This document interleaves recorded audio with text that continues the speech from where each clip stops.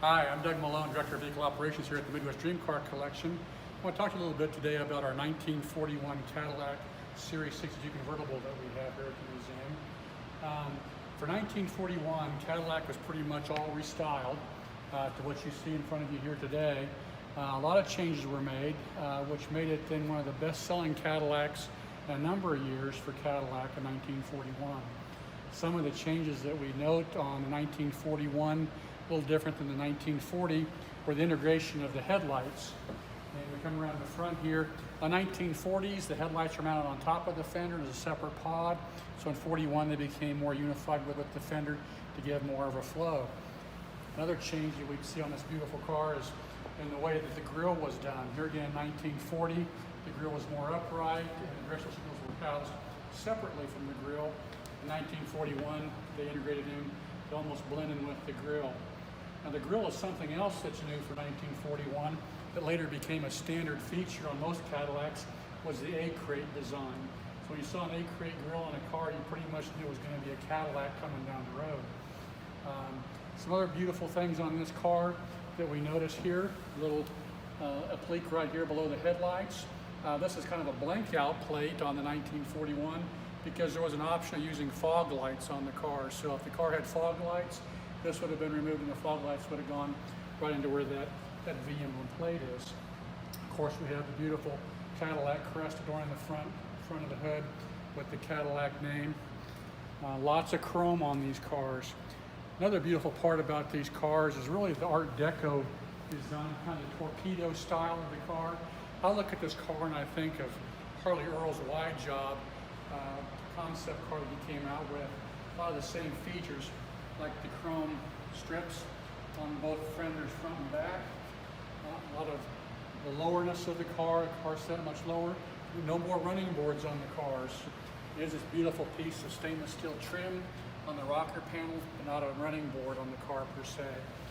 A few other design changes in the 1941 Cadillac was in the hood of the car. 1940s, there were two separate chrome strips like this. 1941 went to one more streamlined, highlighted with the Cadillac crest at the very tip of it. Of course, then that goes up to the beautiful sloping hood and to the Flying Goddess hood ornament. Just a gorgeous piece of ornamentation to look at through the front windshield, but it's also the way to enter into the hood of the car. It's simply by lifting up on her, and then that unlocks the hood to be able to get into where the engine bay is. And here you get to see what powerhouses this beautiful car. It's a 346 V8 L-head engine, beautifully restored in this case. Not a lot of other gizmos on here. We don't have power brakes and power steering and those types of features on this car. No air conditioning, so very easy to work on this car. It's a monoblock cast iron block, so it's a very reliable heavy-duty engine. On this side of the engine, we're going to see this hose running along the inside fender here. What that is the intake. It actually feeds in through here. So when you drive down the road, air comes in through up to this hose as part of the ventilation system for the car. And we'll talk a little bit about that here in just a moment on the really extraordinary cutting-edge heating system in the 1941 Cadillac. But a very powerful engine, about 150 horsepower. This was the first year that Cadillac had truly claimed that their cars would go 100 miles an hour with reliability. So strong engine, and about a 0 to 60 speed of about 14 seconds. Not very fast in today's standards, but for a 1941 car that weighs in over 2 tons, it's a pretty impressive, powerful engine and speed. So we'll lower the hood back down, latch it back, come back around here to the side of the car. This car is really marvelously restored and it was done correctly. That's something I always appreciate about restorations when they're done correctly. Even down to the wheel covers, the wheel discs here. This was the correct hubcap for the car. Has the Cadillac crest on it with the red background. You could buy chrome trim rings to go around as an option, but this would have been the standard wheel cover for the 1941. This does have the optional spotlight. It is a Cadillac branded spotlight. This is a feature I think is kind of unique for the car. This little flipper here That simply is when you roll up the window, that goes up with the windshield or with the side window and becomes a unified piece. If you didn't have that on there, when you rolled the window down, you'd have like a 6-inch gap here for water to go down into. This just simply folded down in there, made a nice smooth spot, deflected the water from going into the door. Core standard feature on the 4212 was the large fender skirts. Here again adorned with the Cadillac crest and the rubber guards to protect the fender from rock chips. Come around to the back of the car. Very graceful way this flows from the front to the back. Unique features with Cadillac, starting in 1941 is where they put their gas caps. In this case, like on all Cadillacs up through 1957, it's hidden in the tail light. Lifted up here, and here's where it's tucked in. And that would follow through 1957, every year hidden behind the left tail light. Come around over to here again. You can see inside the car. Of course, this is back. Power windows were still not a common feature in cars. So we have roll-up windows, as well as little vent windows, being able to be cranked out. And these all work very smoothly and work very nicely. The beautiful faux wood burl dash on the car. And we have our glove box over here, fleece lined, very nicely done, tailored out. We'll go back around the other side of the car and I'll show you some of the features on the inside. Of course, one of the new things for 1941 was the option you could get hydromatic automatic transmission first year for truly shiftless cars. This particular car does not have that. It still has the 3-speed synchronous manual transmission, but the first year you get it on a Cadillac for hydromatic automatic was 1941. Oldsmobile actually came out with it a year prior and put on their cars, but typical with Cadillac, they let one of their other divisions try it out first to make sure it's going to work before putting it on their premium car brands. So Cadillac did not get it until 1941. Into the car, beautiful layout on the dash, very tastefully done, very roomy. One of the things that was added was about 5 more inches in width for 1941. I'm 6'3" and I have more leg room than I could ever need.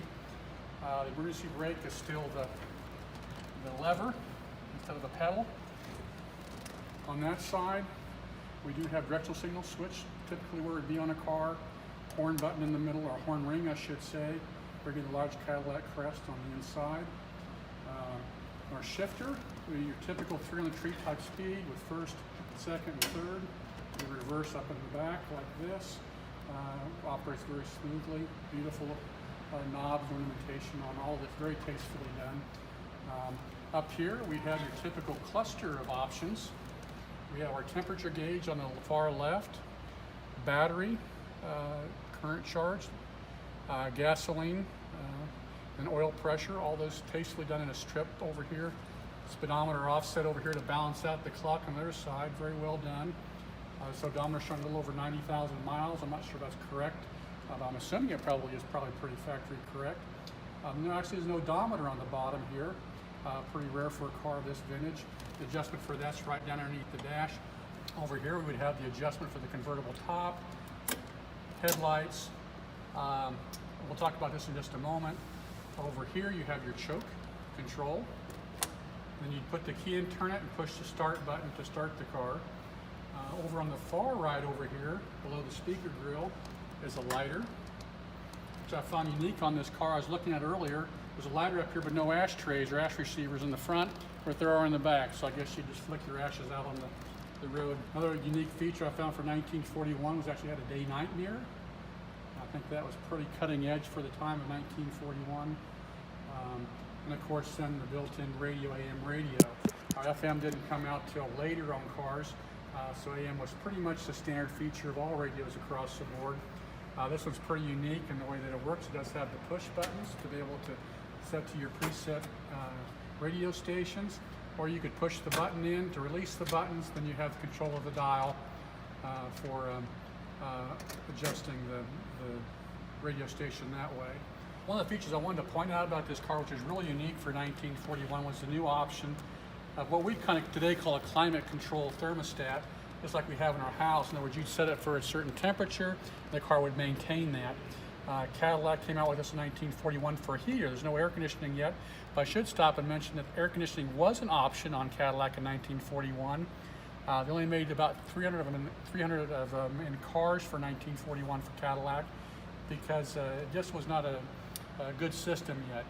Your preference on what temperature you'd like it to be, and then the car would automatically, through its system of allowing hot water in, hot water stopping, vents open and closed, to keep the climate about that temperature inside the car. Unique thing is that the blower motors in the car underneath the seat, there's one under the passenger seat, on the driver's seat, which would shoot warm air out the front and out to the back passengers back here. A separate blower motor assembly up underneath the driver, or the glove box area, which would operate the defroster and shoot some defrosted air out this way. So really unique system. Cost about $60 an option in 1941, which was quite a bit of money, but very highly sought after, because not a lot of cars even had heaters back in those days, so that was an option.